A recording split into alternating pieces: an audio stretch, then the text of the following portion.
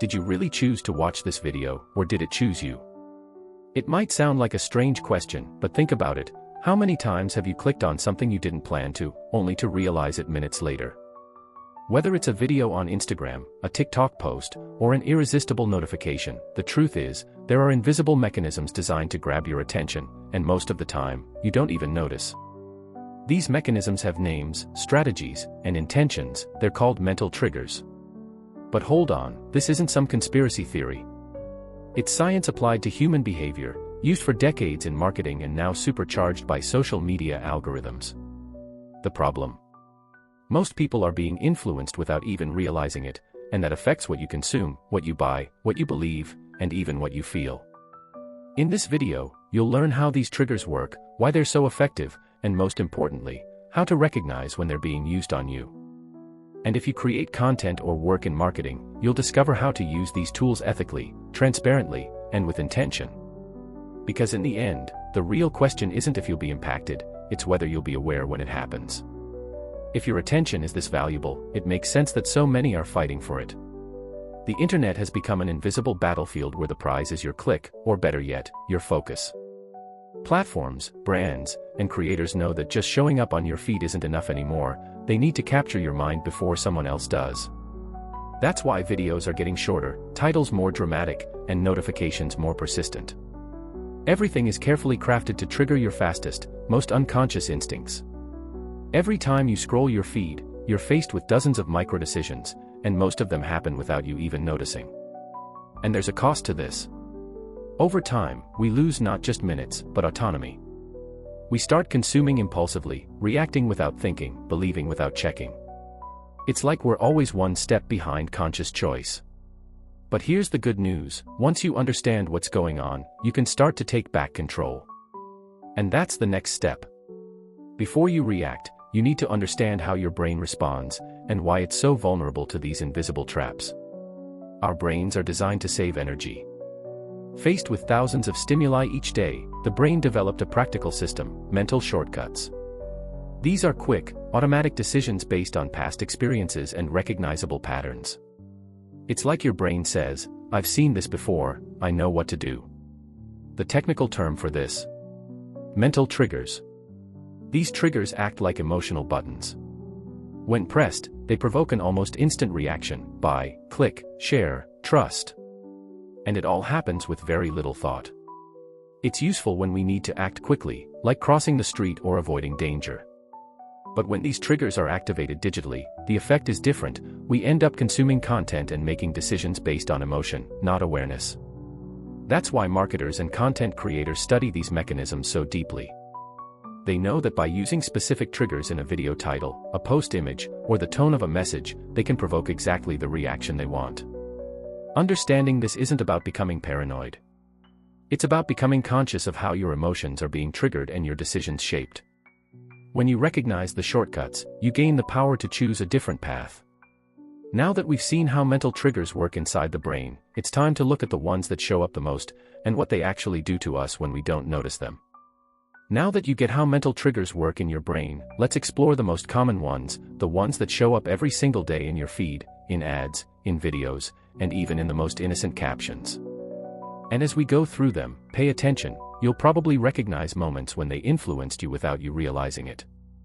Let's start with one of the strongest: urgency. This trigger activates the fear of missing out. When you see phrases like "last chance," "ends today," or "countdown starts now," your brain goes into alert mode. It pushes you to make a quick decision, often without thinking it through. That's why flash sales and limited time offers work so well. Your rational mind gets shoved to the back seat. Next is scarcity. Similar to urgency, but it focuses on the limited availability of something. Only 10 left, or spots filling fast, creates the perception that it's valuable, precisely because it's rare. Scarcity taps into emotional value, because we associate rarity with importance. Then there's social proof. Humans tend to trust something more when they see that others do too.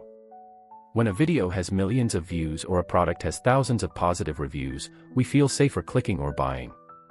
The same goes for likes and comments. The more engagement, the more perceived authority. Speaking of authority, authority is another powerful trigger. It plays on our tendency to trust people who seem to know what they're talking about. A specialist, a scientist, a trusted influencer, even just using technical language can create that sense of expertise. That's why so many ads start with, according to a recent study, or experts say. We also have the reciprocity trigger, which works on emotional exchange. If someone gives you something valuable, like a free guide, a useful tip, or helpful content, you feel naturally inclined to give something back. Whether that's a like, a share, or even a purchase. In digital marketing, this is one of the subtlest and most effective ways to build connection and conversion. Next comes affinity, or the liking trigger. It kicks in when you emotionally connect with someone. We're more likely to listen to, follow, and trust people we like. That's why so many creators share personal stories, show vulnerability, and keep a relatable tone. When the audience feels like they know the creator, the barrier of distrust crumbles. And finally, commitment and consistency. Once you make a small decision, your brain tends to stick with it. If you comment on a video, you're more likely to watch the next one. If you've bought once, you're more likely to buy again.